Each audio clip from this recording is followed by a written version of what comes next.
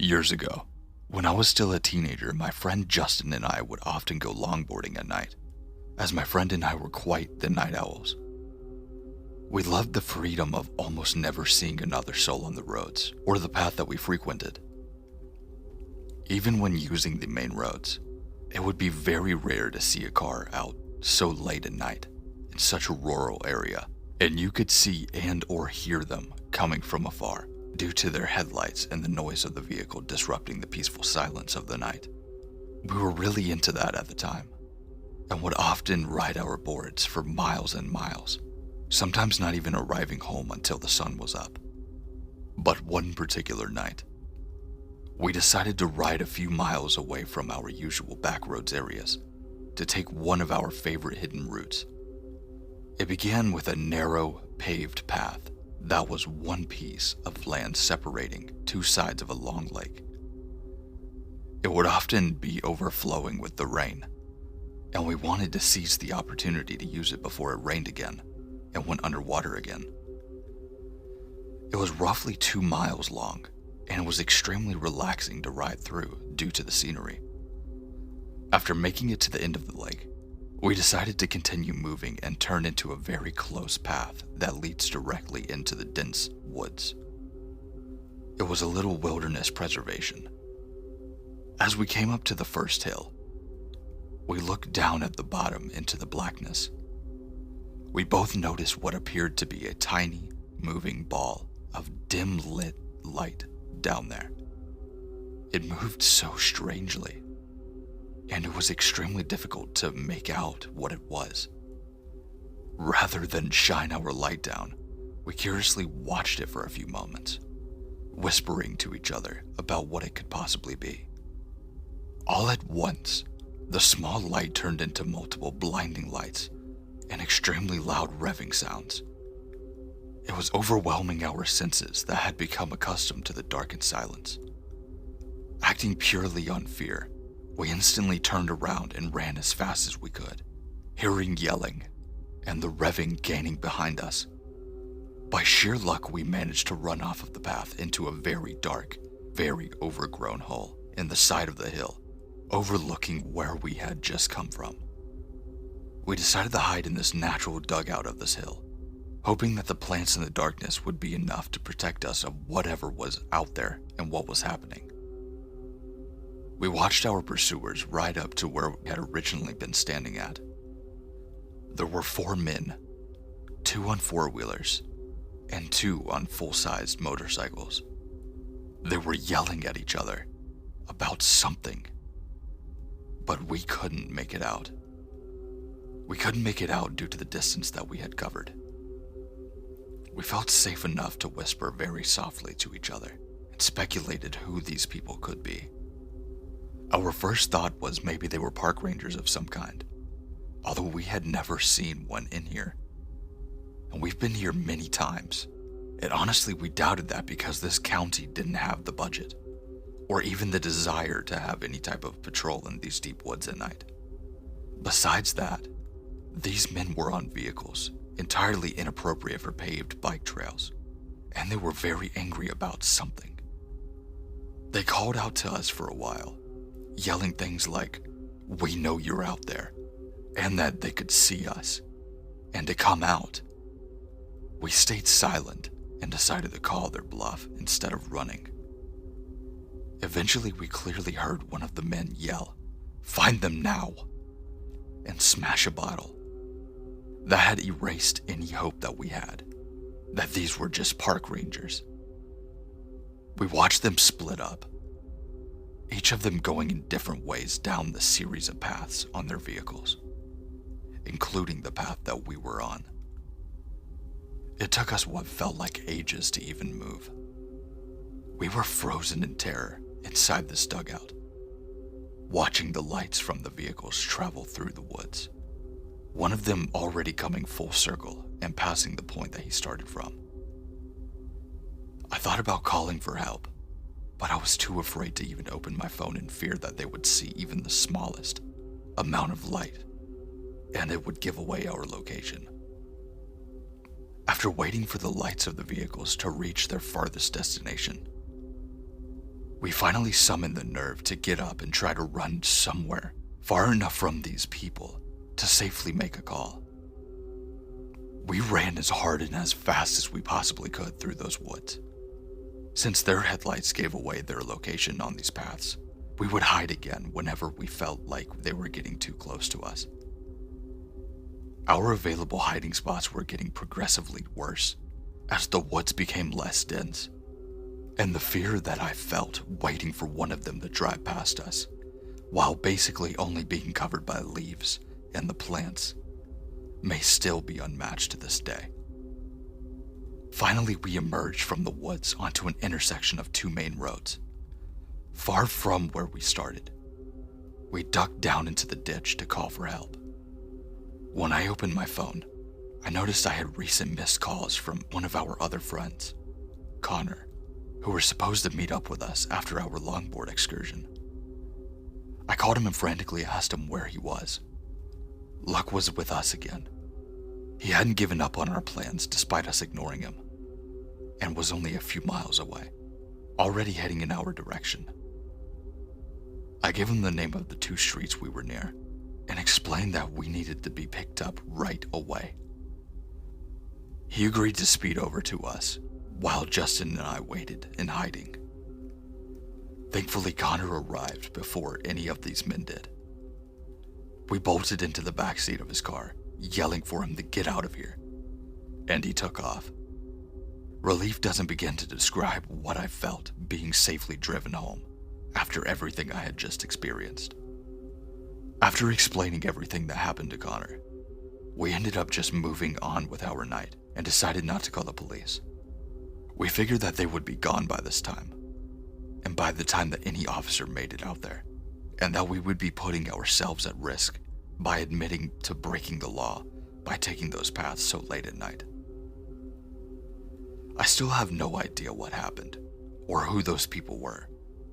I've been told all kinds of theories from friends and family that have heard this story. Some of them think that we walked right up to a huge drug deal. Justin and I admitted to each other that later on, when we started hearing the revving and we couldn't see, our minds went straight to chainsaw-wielding horror movie serial killer. So I suppose it could have been worse.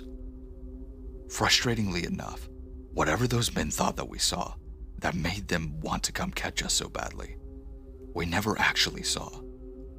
But what they were doing, we'll never really know, I suppose.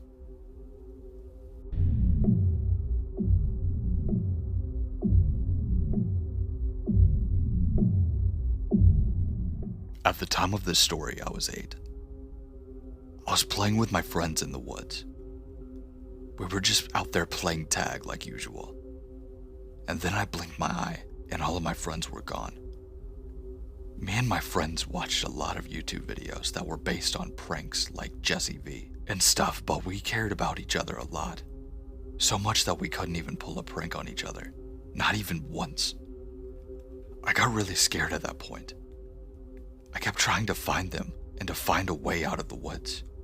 But suddenly I started bleeding and I heard these screeching noises. And it was pitch black outside. I'm trapped in the woods and then I saw a girl. And she looked a lot like Julian. She was wearing a pink dress. I ran towards her and said, "Julian, I finally found you." But she didn't answer. Then she looked down at me and turned into a creature. Then I knew it wasn't Jillian. I saw the light in my house and I ran towards it, towards the light, and made it out of the woods when I heard Julian's voice down in the woods saying, "Come here. There is something down there. I'm never going down there again." I know it happened. It may have been my imagination. I was so young. But something was there.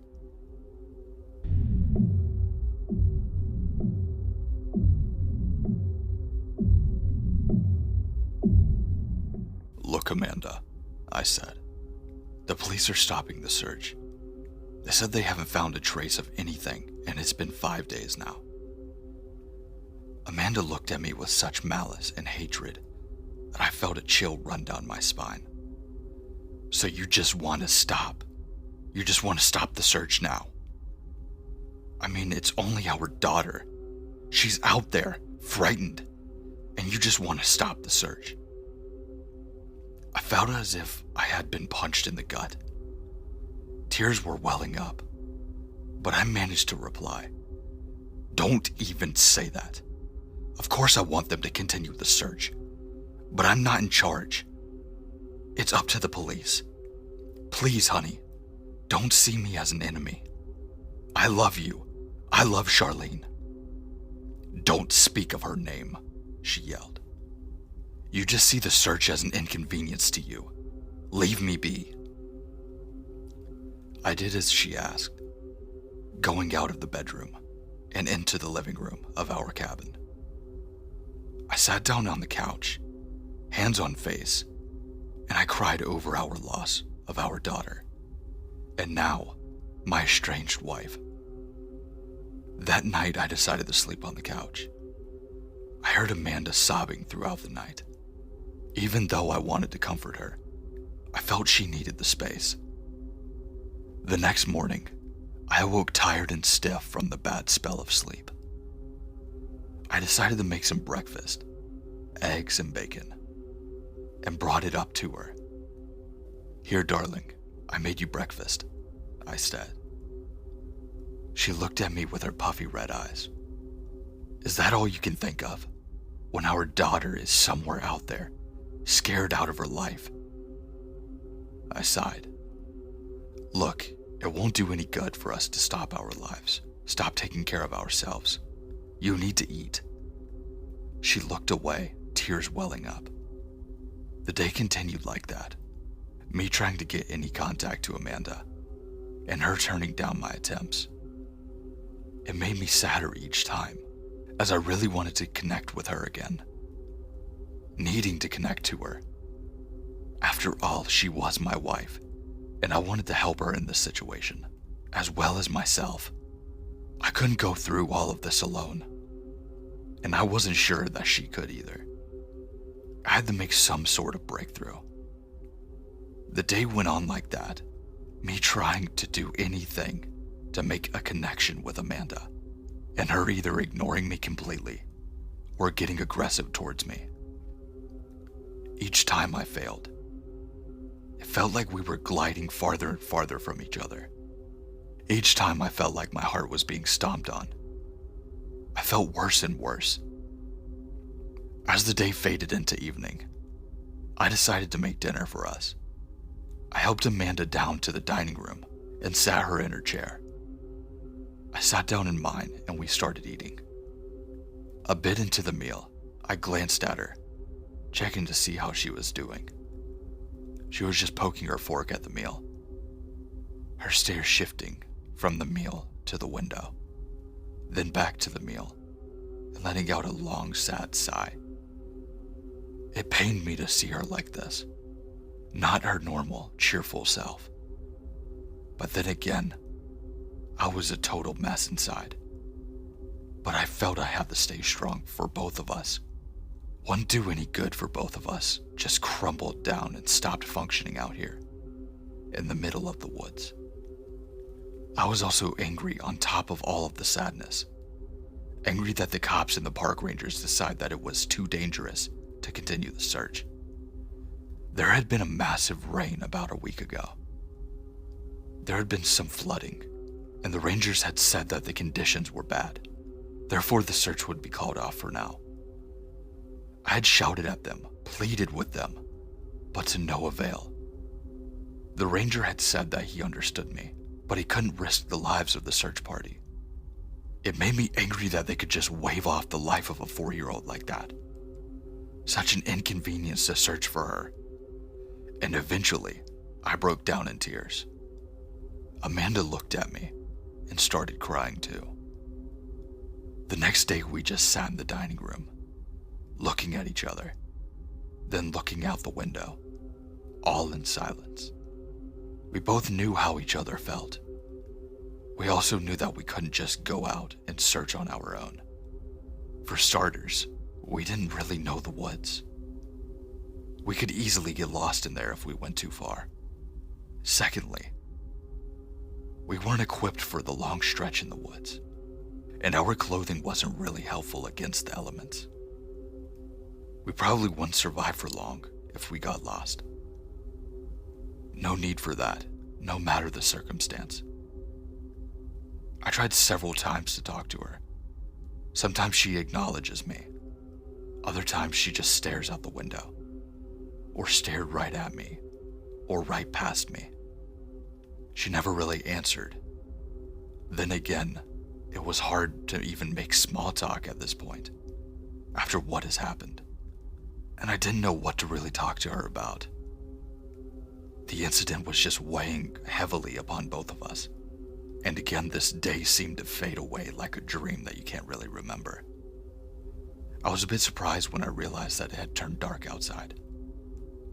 I stood up and was going to prepare dinner. Then I thought that I heard Charlene's voice coming from the woods. "Mommy, Daddy, I'm scared."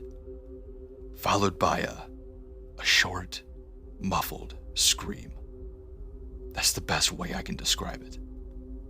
Now I was starting to hear things. I looked at Amanda and saw her eyes were wide open, as well as her mouth. Had she heard it too? We looked at each other in a stunned silence. Then we heard again, "Mommy, Daddy, I'm scared." Followed by a muffled scream. But there was something wrong. I just couldn't put my finger on it. But there was something at the back of my mind warning me against this. Amanda shouted Charlene and leapt up. She didn't even put on her shoes. She just ran outside. I tried to call her, to stop her, but she was gone in an instant. I ran after her, hoping she would come to her senses. "Amanda!" I yelled. I saw her run right into the woods, darting past the trees and the stumps. I ran after her as fast as I could. She kept darting out of my sight, but I yelled at her, "Amanda, please stop."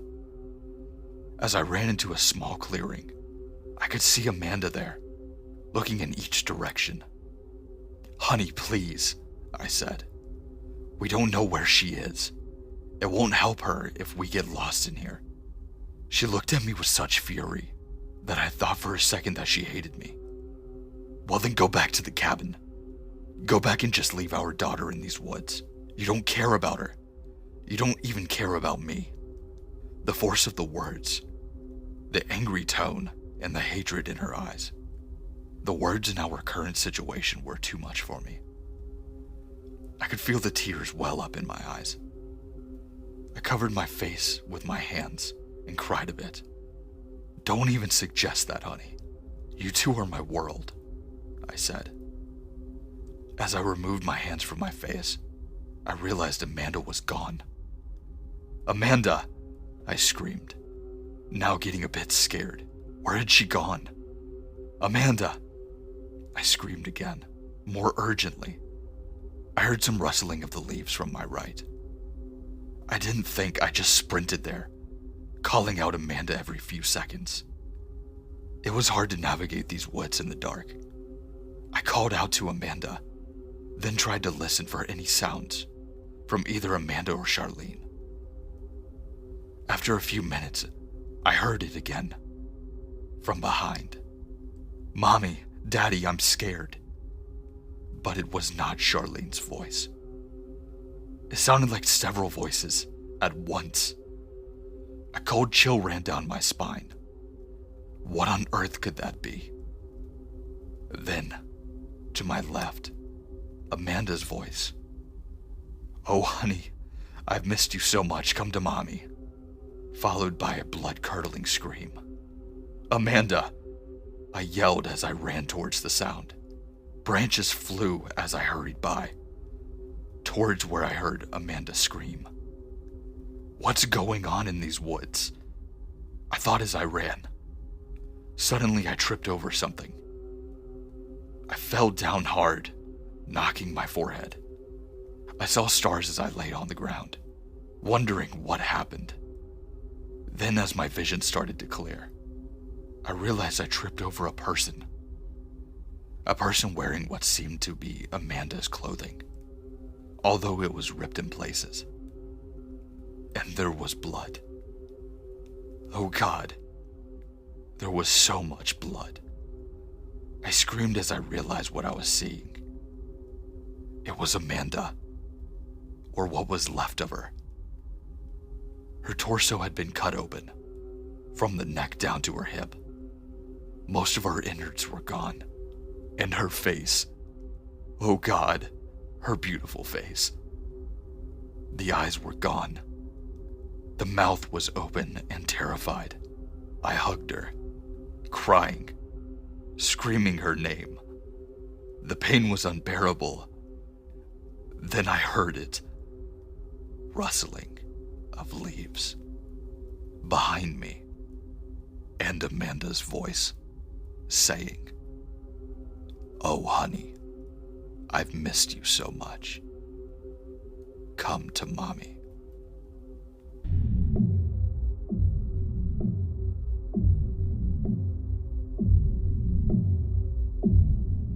Now, if you made it to the end of this video, I need to ask you to do a huge favor for me. I'm trying to see how many people actually make it to the end of these. And if you could just comment one simple thing for me, I would really, really appreciate it. It's random as hell, but trust me, it'll mean a lot to me. Just comment down below, algorithm who, with a question mark. I want to see how many people will actually do it. Other than that, thanks for watching. I really hope you enjoyed it. If you did and you would like to hear more of these, please comment down in the comment section saying so, as well as what I asked you to. Make sure to like, comment, and if you're new to this channel, make sure to subscribe. I've got a lot of content and a lot more coming. And if you also want to, make sure to check out the links in my description as well. My Twitter, Instagram, everything like that, including my Gmail if you would like to submit a story. They are all in there. Once again, make sure to subscribe. I mean, come on. I'm awesome. I'm just kidding. I'm delusional. I'm very tired. I apologize. This is a very long outro. I'm sorry.